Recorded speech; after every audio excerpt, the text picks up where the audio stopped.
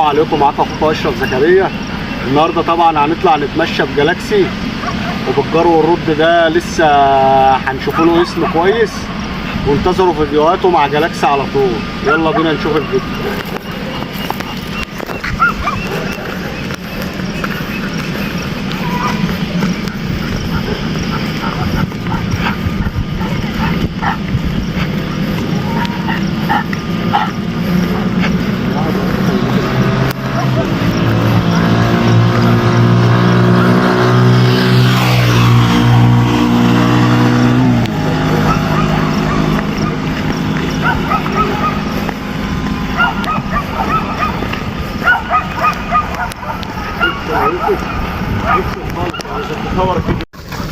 طبعا احنا سايبنا الكلاب عشان دخلنا الاراضي الزراعيه، تمام، عشان خاطر ايه بره عربيات واسفلت وكده، فنتمشى شويه وتابعوا معانا الفيديو للاخر بقى.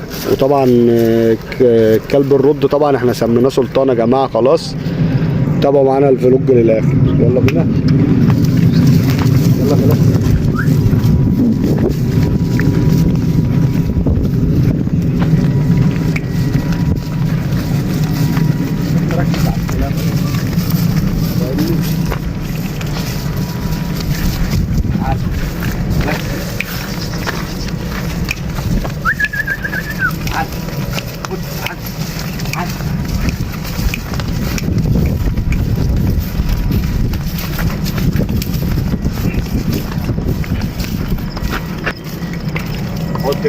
خد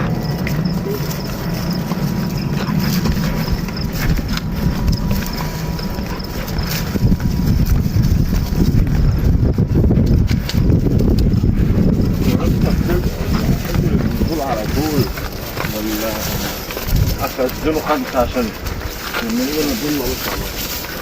التخزين يخليه ينزل معاك الشارع محاوط يبقى عايز يجي مثلا كل شويه.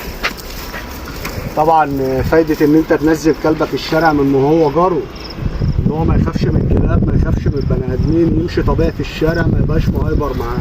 زي ما انتم شايفين جالاكسي طبيعي خالص. يلا جالاكسي يلا.